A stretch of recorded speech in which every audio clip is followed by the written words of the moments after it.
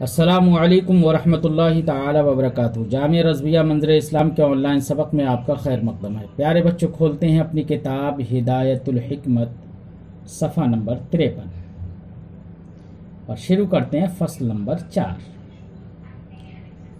بسم اللہ الرحمن الرحیم۔ فصل فی النبات وله قوة عدیمۃ الشعور تصدر عنها حرکات النبات فی الاقطار وافعال مختلفة بآلات مختلفة وتسمى نفس النباتیہ وهي کمال اول لجسم طبعی آلی من جهة ما يتولد ويزيد ويغتزي فقط فلها قوة غازية وهي القوة التي تحيل جسما آخر إلى مشاكلة الجسم الذي هي فيه فتلصق به بدل ما تحلل عنه بالحرارة ولها قوة نامية إلى آخر العبارة۔ پیارے بچوں، ابھی آپ نے کچھ عبارت سماعت کی۔ آج کی اس فصل کے اندر صاحب کتاب نباتات کے بارے میں بیان کریں گے کہ یہ فصل ہے نبات کے بیان میں۔ نبات، یہ نبت ینبت نبتن سے بنا ہے۔ نبات کا معنی ہوتا ہے اگنا۔ تو جو زمین میں پیڑ پودے جو بھی اگتے ہیں یا جس میں بھی نشو نما ہوتی ہے، طول و عرض اور عمق میں جو بڑھتے ہیں، وہ مراد ہیں نبات سے۔ آج طول و عرض عمق میں بڑھنے والی چیزوں کے بارے میں بتائیں گے کہ وہ طول و عرض و عمق کے اندر جو بڑھتے ہیں تو ان کے اندر کوئی ایسی طاقت ہوتی ہے، کوئی ایسی قوت ہوتی ہے جس قوت کی بنا پر وہ طول عرض عمق جیسے مختلف افعال و اقطار ان سے اس قوت سے صادر ہوتے ہیں، یا جس قوت کی وجہ سے یہ صادر ہوتے ہیں۔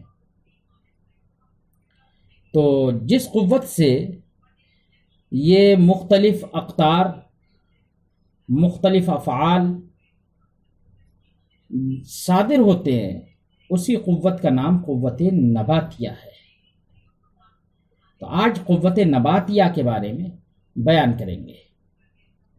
تو آج کی فصل کا خلاصہ بچوں یہ ہے کہ ایک تو قوت نباتیہ ثابت کریں گے کہ نباتات کے اندر قوت نباتیہ ہے، اور پھر دوسری بات یہ بتائیں گے کہ قوت نباتیہ وہ شیء واحد ہے، اور شیء واحد سے مختلف افعال، شیء واحد من حیث ہوا واحد، اس سے مختلف افعال و آثار صادر نہیں ہو سکتے۔ یہ فلاسفہ کا اپنا نظریہ ہے، اپنا ایک ضابطہ ہے کہ شیء واحد سے مختلف افعال صادر نہیں ہوتے۔ اسی ضابطے کے پیش نظر یہ بھی بتائیں گے کہ جب شیء واحد سے مختلف افعال صادر نہیں ہو سکتے، مختلف کام، مختلف حرکتیں صادر نہیں ہو سکتی ہیں، تو اس لیے جو قوت نباتیہ ہے اور اس قوت نباتیہ سے مختلف افعال صادر ہوتے ہیں، اس کا مطلب یہ ہوا کہ اس قوت نباتیہ کے چند خوادم ہوں گے، چند آلات ہوں گے۔ ان آلات کے ذریعے سے، ہر آلے کے ذریعے سے الگ الگ حرکت، الگ الگ کام انجام دیا جائے گا۔ ہر آلے سے الگ الگ حرکت صادر ہوگی۔ تو ایک شے سے، اس حیثیت سے کہ وہ ایک ہے، مختلف افعال ان کے نزدیک صادر نہیں ہوتے ہیں۔ تو اسی ضابطے کے پیش نظر یہ سب باتیں بیان کریں گے کہ قوت نباتیہ کے لیے مختلف آلات ہیں، تو ہر کام کرنے کے لیے الگ ہے، غذا حاصل کرنے کے لیے قوت الگ ہے، اور پھر اس غذا کو ہضم کرنے کے لیے قوت الگ ہے۔ تو ہر ایک کے لیے الگ الگ یہ آلہ مانیں گے، تو مختلف آلات قوت نباتیہ کے لیے ثابت کریں گے۔ چلیے شروع کرتے ہیں کتاب کو۔ فصل فی النبات، یہ فصل ہے نبات کے سلسلے میں۔ تو وَلَهُ قُوَّةٌ عَدِيمَةُ الشُّعُورِ، نبات کے لیے ایک ایسی قوت ہوتی ہے جس کے اندر شعور نہیں ہوتا ہے، ارادہ نہیں ہوتا ہے، اور وہ قوت ہوتی کیسی ہے؟ قوت نباتیہ، تصدر عنہا حرکات النبات فی الاقطار، کہ جس سے قوت وہ قوت نباتیہ جس سے جو عدیم الشعور ہوتی ہے، اس سے نبات کی حرکتیں صادر ہوتی ہیں، قائم ہے فی الاقطار، اقطار میں۔ اقطار سے مراد یہاں پر بچوں طول، عرض، عمق ہے، یعنی طول میں، عرض میں اور عمق میں اس سے حرکتیں صادر ہوتی ہیں۔ تو طول و عرض و عمق میں جو حرکتیں صادر ہوتی ہیں اس حرکت کو نمو کہتے ہیں، یعنی بڑھنے کی قوت، بڑھنے کی حرکت نمو کہتے ہیں۔ وَأَفْعَالٌ مختلفہ، اور مختلف حرکتیں صادر ہوتی ہیں، مختلف افعال صادر ہوتے ہیں، یعنی نفس نباتیہ سے مختلف افعال مختلف آلات کے ذریعے صادر ہوں گے، مختلف آلات کے ذریعے صادر ہوں گے، ایک آلہ سے نہیں۔ اسی لیے صاحب کتاب نے کہا لِجِسْمٍ طَبْعِيٍّ عَالِيٍّ، یہ آگے کہا ہے۔ تو بہرحال وَأَفْعَالٌ مختلفہ، افعال مختلفہ صادر ہوتے ہیں بآلات مختلفہ، آلات مختلفہ کی بنا پر۔ آلات مختلفہ کیوں کہا؟ ہم نے اس سے پہلے بتا دیا تھا بچوں کہ ان کے نزدیک کوئی بھی شے واحد من حیث ہوا واحد، اس سے مختلف افعال صادر نہیں ہو سکتے، کوئی ایک ہی فعل صادر ہو سکتا ہے۔ اور جب یہاں پر قوت نباتیہ سے مختلف حرکتیں، مختلف افعال صادر ہو رہے ہیں، تو اس لیے ان مختلف افعال کا صدور یہ صرف ایک چیز سے نہیں مانیں گے، بلکہ اس سے قوت کے لیے مختلف آلات مان لیں گے، اور ہر آلے سے الگ الگ فعل کا صدور مانیں گے، اسی لیے بآلات مختلفہ کہہ دیا۔ وَتُسَمَّى النَّفْسَ النَّبَاتِیَہ، اسی قوت عدیمۃ الشعور کو جو نبات کے اندر ہوتی ہے، اس کو نفس نباتیہ کہتے ہیں۔ وَهِيَ کمال اول، یہ نفس نباتیہ یہ کمال اول ہے۔ کمال اول بچوں اسے کہتے ہیں جس سے نوع کی تکمیل ہو، تمامیت ہو۔ پھر اس کمال اول کی مختلف صورتیں ہو سکتی ہیں۔ اگر کسی نوع کی تکمیل فی حد ذات ہی ہو اور صاحب کی طرف نظر کیے بغیر، یعنی خود نوع میں تمامیت ہو، تو اس کو کمال اول کہتے ہیں۔ مثال کے طور پر تخت ہے، کرسی ہے، یہ تب تک مکمل نہیں سمجھے جاتے جب تک کہ ان کی صورت نہ بن جائے۔ تو تخت کی جو صورت ہے وہ جسم سری کے لیے، یعنی تخت کا جو جسم ہے، اس جسم سریری کا کمال اول ہے کہ اس صورت کے بغیر تخت کی ذات مکمل نہیں ہو سکتی۔ جب تک صورت نہیں ہوگی اس وقت تک تخت بھی نہیں کہا جائے گا، تو ذات مکمل نہیں ہو سکتی۔ تو اس لیے فی حد ذات ہی نوع کی تمامیت کر رہا ہے یہ صورت، تو یہ صورت اس تخت جسم سریری کے لیے کمال اول کہلائے گی۔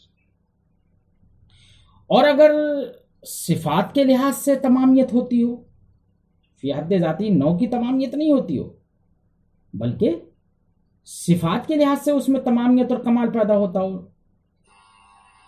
تو اسے کمال ثانی کہیں گے پھر، کیونکہ صفت کا درجہ وہ ذات سے دوسرے درجے میں ہے صفت، تو اسے کمال ثانی کہیں گے، اور چونکہ صفت کے لحاظ سے اس میں تمامیت ہو رہی ہے۔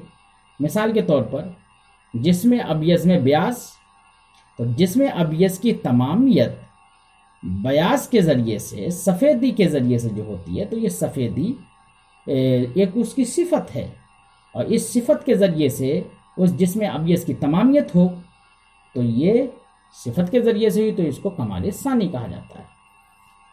بہرحال صاحب کتاب نے فرمایا وَتُسَمَّى نَفْسَ النَّبَاتِیَہ، اس کا نام اسی قوت عدیمۃ الشعور جو مختلف آلات جن سے صادر ہوتے ہیں، اسی کا نام نفس نباتیہ رکھا جاتا ہے۔ وَهِيَ کمال اول لجسم طبعی عالی، اور یہ نفس نباتیہ جسم طبعی کے لیے، اور عالی اس کی صفت اس لیے ذکر کر دیا کیونکہ وہ آلے والا ہے، یعنی مختلف اس کے آلات ہیں۔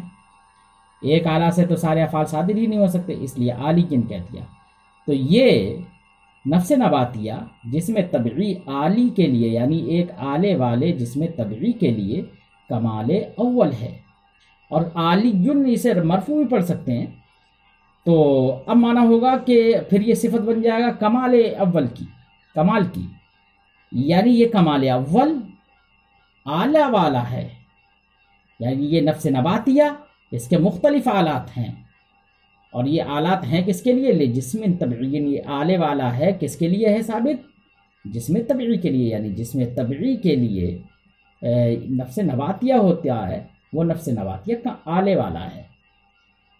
اب آلے والا ہے کیوں؟ یہ آلے والا ماننے کی ضرورت کیوں پڑی؟ تو فرماتے من جہت ما یتولد و یزید و یقتضی، اس جہت سے کہ وہ جسم پیدا بھی ہوتا ہے، تو پیدا ہوتا ہے تو قوت مولدہ بھی ہوگی اس کے اندر، قوت متولدہ بھی ہوگی، پیدا ہونے والی طاقت بھی ہوگی، یا پیدا ہوتا ہے تو اس کے لیے کوئی نہ کوئی قوت مولدہ ضرور ہوگی، پیدا کرنے والی طاقت۔ تو پیدا کرنے والی طاقت ہوگی تبھی تو پیدا ہوگا، تو پیدا ہونا بھی تو ایک فعل ہے، تو وہ اپنی ایک قوت سے صادر ہوگا۔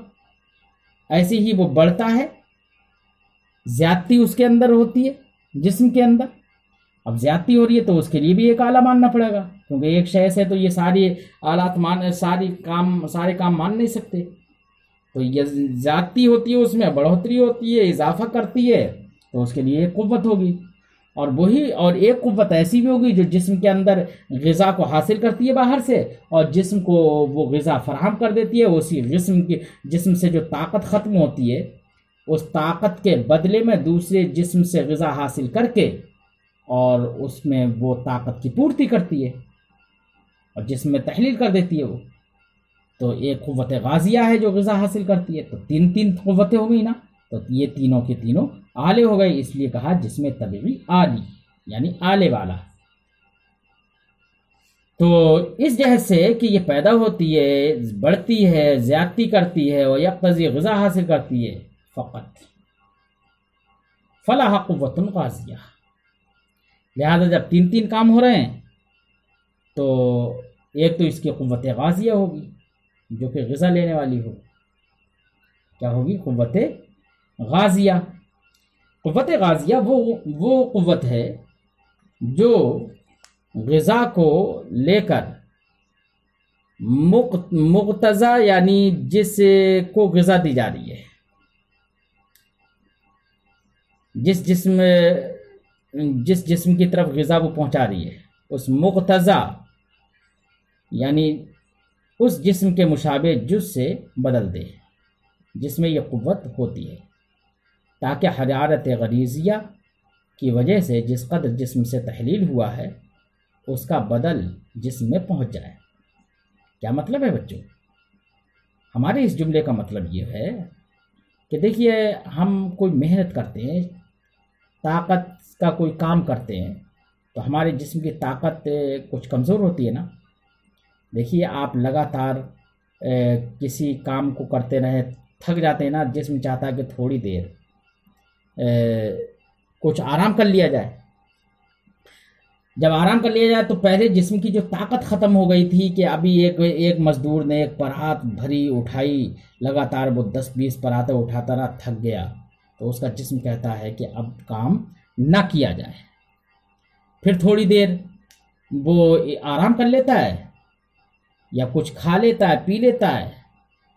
تو جو قوت اس کے جسم کی ختم ہوئی تھی، جس کی وجہ سے اسے تھکن ہونے لگی تھی، اب جب کوئی چیز کھا لیتا ہے، مثلا روٹی کھا لی یا کوئی بھی چیز کھا لی، تو روٹی جیسی پیٹ میں گئی تو قوت غازیہ اس روٹی سے طاقت کو کھینچ لیتی ہے، اور طاقت کو کھینچنے کے بعد اب وہی تو وہ مطلب اس میں تھی، روٹی تھی وہ، اب اس روٹی جو ایک جسم ہے اس سے طاقت کو اس نے کھینچ لیا اور غذا کو کھینچ لیا، غذائیت اس سے اخذ کر لی۔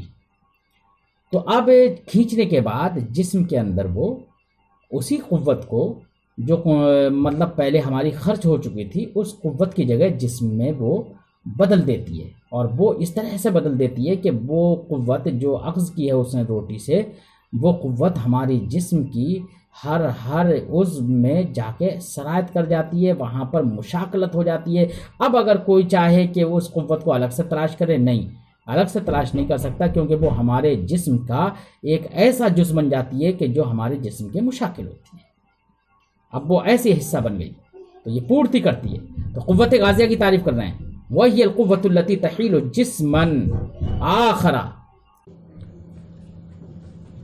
یعنی یہ وہ قوت ہے، یہ القوت التي، یہ وہ قوت ہے، قوت غازیہ، التي تحیل جسما آخر الى مشاکلت الجسم، جو کسی دوسرے جسم کو بدل دیتی ہے اس جسم کے ہم شکل کی طرف، الذی ہی فیہ، جس جسم میں وہ خود ہوتی ہے۔ مثلا ہماری قوت غازیہ ہمارے جسم کے اندر ہے، تو اب روٹی کو کھا کر جب ہم کھاتے ہیں تو اس سے جو غذا حاصل کرتی ہے روٹی سے، الذی ہی فیہ، اس جسم کے ہم شکل کی طرف بدل دیتی ہے جس جسم میں وہ قوت غازیہ موجود ہوتی ہے۔ جیسے کہ ہمارا جسم ہے، کہ ہمارے جسم کے اندر ایک قوت غازیہ ہے، وہ روٹی کو جب ہم کھاتے ہیں تو روٹی سے غذا کو اخذ کر لیتی ہے۔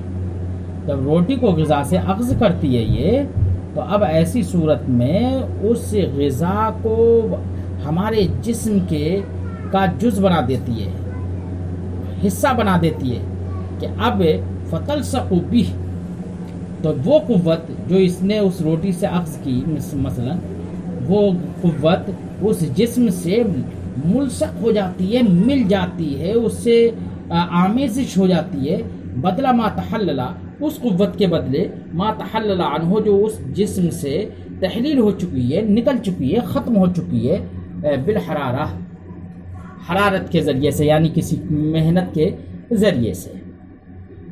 وَلَهَا قُوَّةٌ نَامِیَہ، اس کے لیے ایک قوت نامیہ ہے۔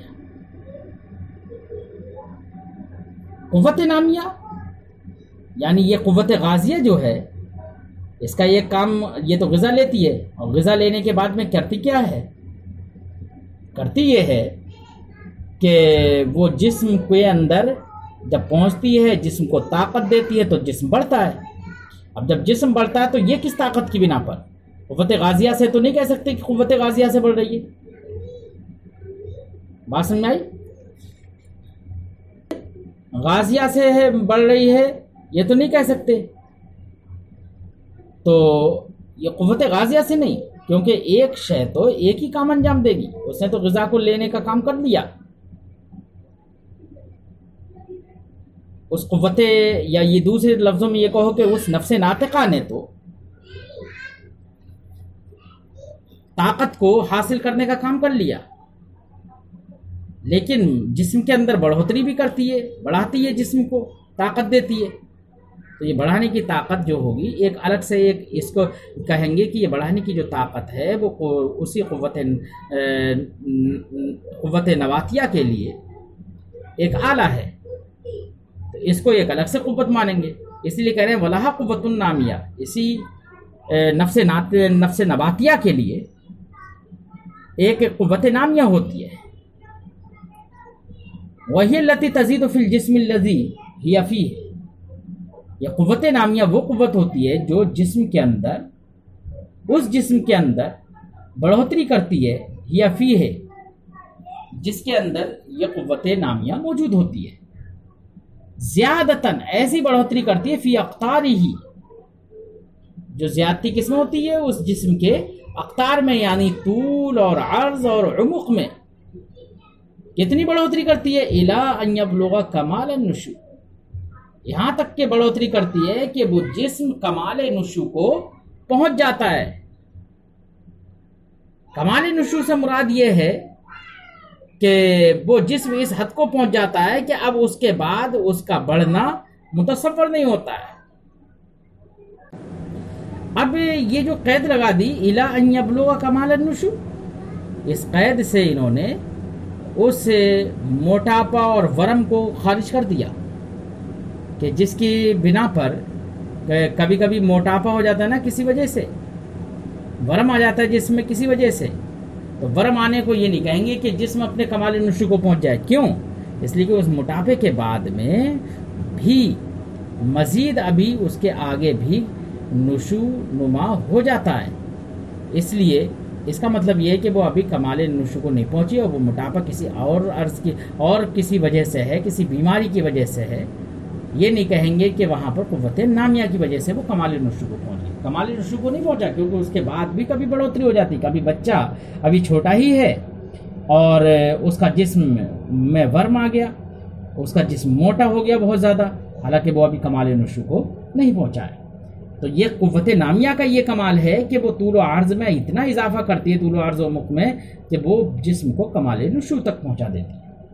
علی تناسب طبعی، تناسب طبعی کے طور پر کمال نشو کو پہنچاتی ہے، یعنی آہستہ آہستہ قدرتی تناسب کی بنا پر آہستہ آہستہ پہنچاتی ہے کمال نشو کو. یہ آہستہ آہستہ کی قید جو لگا دی نا، تناسب طبعی کی جو قید لگا دی، اس قید سے غیر فطری اضافہ جو ہو جاتا ہے، غیر فطری اضافہ، غیر قدرتی اضافہ جو ہو جاتا ہے کوئی چیز کھانے پینے کی وجہ سے، اس سے احتراز ہو گیا ہے. وَلَهَا قُوَّةٌ مُوَلِّدَةٌ، اور اسی نفس نباتیہ کے لیے ایک قوت مولدہ بھی ہے. قوت مولدہ پیدا کرنے والی طاقت. اب پیدا کرنے والی طاقت کیا ہوگی بچوں؟ کسے کہیں گے پیدا کرنے والی طاقت؟ وہی التي تأخذ من الجسم جزءا. قوت مولدہ وہ قوت ہے جو جسم سے کسی حصے کو، کسی جز کو لیتی ہے، وتجعله مادة، اور اس کو مادہ بنا دیتی ہے، اسے مادہ بنا دیتی ہے. یہ ہر جسم کے اندر ہے، نفس نباتیہ کے اندر بھی. ہم اپنے جسم میں بھی یہ تصور کر سکتے ہیں کہ ایک ہمارے جسم کے اندر جو خون ہے، اس خون، ہمارے جسم کے اندر ایک طاقت ایسی ہے جو خون سے ایک حصے کو لیتی ہے اور لینے کے بعد اس کو مادہ منویہ یعنی منی میں تبدیل کر دیتی ہے وہ قوت. اور منی میں تبدیل کرنے کے بعد وہی منی رحم مادر میں جاتی ہے. تو اب یہی منی ایک بچے کی پیدائش کا سبب بن جاتی ہے. اس لیے اس کو قوت مولدہ کہتے ہیں کہ یہ ایک ہمارے جسم کے خون کے اجزاء کو، قطروں کو لیتی ہے اور اس کو مادہ منویہ میں تبدیل کر دیتی ہے. اس لیے اس کو قوت مولدہ کہتے ہیں. وَلَهَا قُوَّةٌ مُوَلِّدَةٌ. ایسے پیڑوں پودوں کے اندر بھی اس طرح سے ہے کہ اس کے اندر بھی اس طرح کی کچھ قوت ہوتی ہے کہ جس کی وجہ سے وہ اخذ کرتی ہے اور اس پیڑ اور پودے سے دوسرے پودے بھی نکلنا شروع ہو جاتے ہیں. فرماتے ہیں وَلَهَا قُوَّةٌ مُوَلِّدَةٌ. اس کے لیے نفس ناطقہ کے، وہ نفس ناطقہ نہیں، سوری، نفس نباتیہ کے لیے قوت مولدہ ہوتی ہے. وَهِيَ الَّتِي تَأْخُذُ مِنَ الْجِسْمِ جُزْءًا. یہ وہ قوت ہوتی ہے جو جسم سے ایک ٹکڑے کو لیتی ہے، وَتَجْعَلُهُ مَادَّةً، اور اس کو مادہ بنا دیتی ہے. وَالْغَازِيَةُ. اور ایک قوت غازیہ بھی ہوتی ہے اس کے لیے. کس کے لیے؟ نفس نباتیہ کے لیے قوت غازیہ ہوتی ہے، وہ غذا کو حاصل کرنے والی قوت. تجذب الغذاء. یہ غذا کو حاصل کرتی ہے. وَتُمْسِكُهُ. اور اس غذا کو روک لیتی ہے پیٹ کے اندر. وَتَحْطِمُهُ. اور اس کو ہضم کرتی ہے. وَتَدْفَعُ سَفْلَهُ. اور اس غذا سے جو بیکار کھانا ہوتا ہے، بیکار چیزیں ہوتی ہیں، فالتو چیزیں جو بچتی ہیں، ان کو نکال دیتی ہے، باہر نکال دیتی ہے. فلاح خوادم. اس سے یہ سمجھ میں آیا کہ قوت غازیہ کے لیے بھی چند خادم ہیں. خوادم و اربع. کتنے خادم ہو گئے قوت غازیہ کے لیے؟ 4 خادم ہو گئے. ایک تو وہ قوت کہ جو غذا کو لیتی ہے، قوت جاذبہ جسے کہتے ہیں، کسی بھی چیز سے قوت کو اخذ کرتی ہے، کھینچتی ہے. اور یہ قوت ماسکہ، پھر وہ اسی قوت، کھینچی ہوئی قوت کو روکتی ہے پھر جسم کے اندر. اور ایک ہے قوت ہاضمہ، پھر اس کو ہضم کرتی ہے. ودافعہ. اور ایک بیکار، فالتو، خراب چیزوں کو نکال دیتی ہے. والنامیہ تقف من الفعل. قوت نامیہ جو ہے، آپ کو ایک ہے قوت نامیہ بچوں، اور ایک ہے قوت غازیہ۔ قوت نامیہ تو دیکھیے جب تک جسم کمال نشو کو نہیں پہنچتا ہے اس وقت تک قوت نامیہ رہتی ہے۔